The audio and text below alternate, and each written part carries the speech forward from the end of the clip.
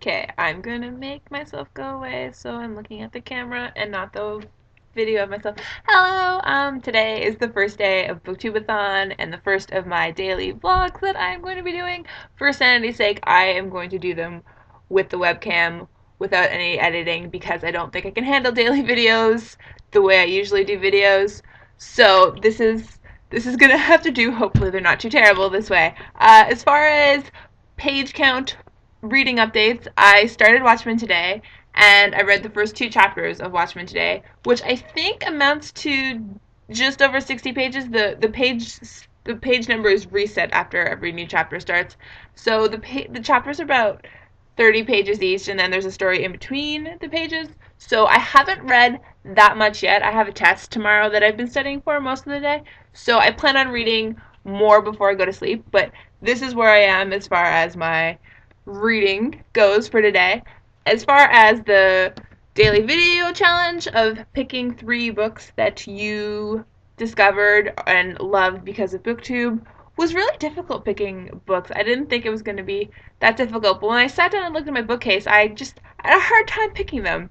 Uh, anyway, I did pick them because for you. I picked them for you. The first one that I picked was A Vagrant by Kate Beaton. Santa from Books and Quills is one of the very first booktubers that I watched like regularly and all the time and loved her videos, and she recommended this a very long time ago, and I absolutely love this. It's one of my all-time favorite books. It's basically a collection of little, you can't see it because of the webcam and the quality of the webcam, but it's just basically a collection of comics based on literary and historical events. It is hilarious and awesome and just so good. My favorite comics within the books are the ones about the Bronte sisters and Jane Eyre, obviously, because I love the Bronte sisters and Jane Eyre. You could probably find a lot of them online. I think it started as like an online thing, but this book is absolutely hilarious. And if you love comics and you love like literary references and historical references, you will love this book. It's so good. It's so hilarious. And also, it's written by a Canadian. Kate Beaton is a Canadian. So there's also a little Canadian history thrown in here. So this book is really fabulous. And if you haven't checked it out, I would totally recommend you check it out because it's so awesome. It's so good. And look, my voice went really high. And then the second book that I chose is Anna and the French Kiss by Stephanie Perkins. I bought this one because John Green told me to buy it. I buy a lot of books because John Green tells me to buy them, or I just put them on my very long to read list. I generally listen to John Green. Also Hank, when they tell me to read something, I read something. Um, this book is I'm sure most people are familiar with this book. This book is sweet and adorable, and it's about a girl who starts going to like boarding school in France, and she doesn't want to, and then she falls in love, and it's just sweet and lovely. Yeah, I haven't actually read Little and the Boy Next Door. I really want to, and then I saw recently that she's releasing a third one. Stephanie Perkins is.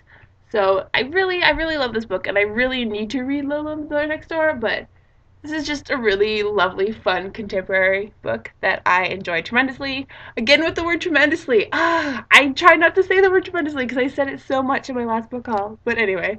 And then, the final book, I don't actually remember who specifically recommended this to me on BookTube. I saw it a lot, and I'm like, okay, I need to read this, and that is World War Z, or World War Z, because I'm a Canadian, and I say Z, not Z.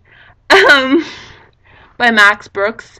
You might have seen the Brad Pitt movie that came out last year, which was a travesty.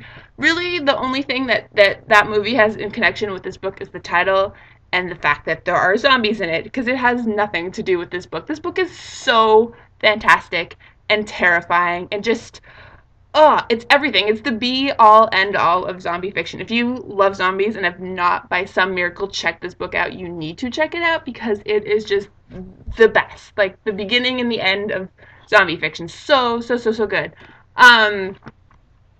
It's told in sort of like there's this interviewer and it takes place after the zombie apocalypse, and everybody's putting the world back together, and this interview goes through and he speaks to all these different people and all their different stories, and there's so many like amazing, fascinating stories that he collects and puts in this one book, and it's so real, like legitimately it feels like it's a work of like nonfiction. It's so good and so scary and awesome and just, if you like zombies and some reason have not checked this out, you need to check this out because it's fabulous. Didn't say tremendous. Pat on my back. So yeah, those are the 3 books, my top 3 books that I read because of BookTube. Stack them here for you. I try to choose, I intentionally chose books that were kind of different genres just to put in some variety because there was so many books that I could have chose, and these were the ones that I decided to go with. So that's where I'm at today. I also did the other daily challenge where you get the challenge at like 6 in the morning, and you do that today. It was recreating a book cover of a book you like. I uploaded that separately earlier, and I did John Dies at the End, which is one of my all-time favorite novels. It's hilarious and awesome. If I can figure it out, I'll try and like annotate it at the end of this video, but I've never done that before, so maybe it won't work out. Maybe if it doesn't work out, it'll be in the doobly-doo, and you can watch it if you so choose. So thank you for watching. I will see you tomorrow with another of these daily videos, and happy reading. Continue reading. Okay,